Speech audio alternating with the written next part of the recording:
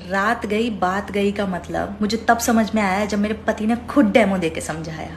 मतलब रात को हमारी कितनी भी जोर से लड़ाई हो जाए, महाभारत हो जाए, महासंग्राम हो जाए, कमरा एकदम रणभूमि बन जाए, उसको सुबह याद ही नहीं होता कि रात को हुआ क्या था। हमारे ओपिनियंस नहीं मिल रहे होते, हमारी थिंकिंग नहीं मिल रही होती है, हम मतलब सब खत्म मतलब दी एंड, अब नहीं रहेंगे साथ में वाली स्टेज आ जाती है। मतलब कि लड़ाई का लेवल वो होता है कि एक दूसरे के साथ रहने के बाद भी एक दूसरे को ब्लॉक कर देते हैं। वो लेवल होता है लड़ाई का कि तुम्हारी शक्ल ही नहीं देखनी है मुझे। पर पता नहीं सुबह उसको क्या हो जाता है, सुबह वो ऐसे उठता है जैसे स्वर्ग से कोई परा उतरा हो धरती पे। मुझे कभी कभी लगता है कि ये मेरे अकेले का ही है, ये आदमी ऐसे ही होते हैं। मतलब मैं लड़ाई के बाद over thinking, stress, anxiety, depression, पूरा सब कुछ लेके उसके साइड में रो रही होती हूँ और वो मेरे बगल में कुंभकर्ण की तरह सो गया होता है। और सुबह उठ के वो इतना नॉर्मल बिहेव करता है, इतना नॉर्मल बिहेव करता है जैसे रात में हमने लड़ाई नहीं कीर्तन किया हो। मेरे दिमाग में रात भर इतनी बातें चल रही होती है ना, मुझे ऐसा लगता है कि सुबह होने दो फिर बताती हूँ उसको। पर क्या फायदा सुबह होने का, क्योंकि सुबह तो वो इतने हैप्पी जॉली मोड में उठता है कि भगवान को दया आ जाए उस पर कि इससे झगड़ा मत करो।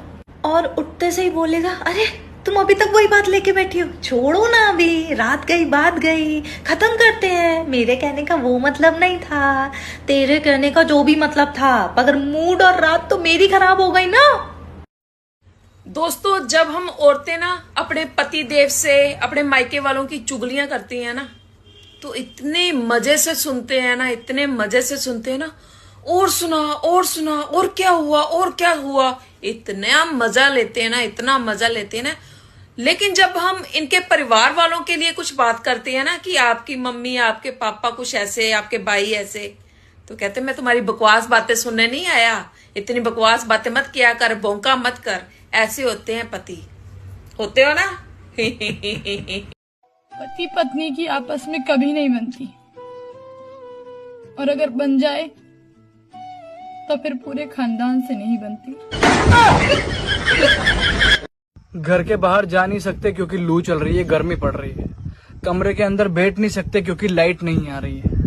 अब तो ऐसी फीलिंग आ रही है जैसे कि एक भगोने के अंदर हम बैठे हैं, ऊपर से प्लेट है और नीचे से गैस चालू कर रखा और बीच में हम उबल रहे हैं। रायता बना रखो यार। गर्मी ऐसे पड़ रही है कि रात खत्म होते ही सीधा दोपहर हो जाती है। सुबह के तो अत्ते पथे ही नहीं।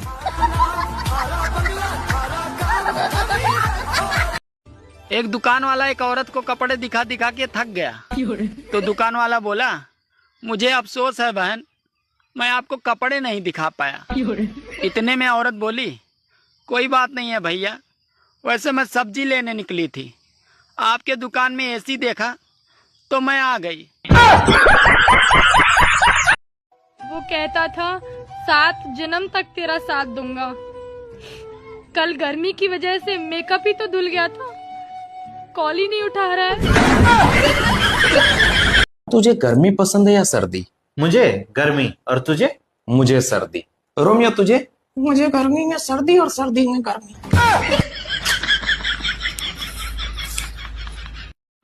आज मैंने गर्मी की वजह से 1000 रुपए देकर डाउन पेमेंट पे घर पे एक एसी ले आया।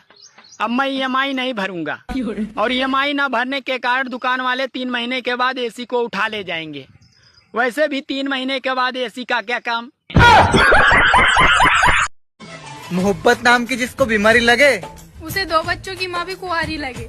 तेरे इश्क में पागल हो गया दीवाना तेरा रे।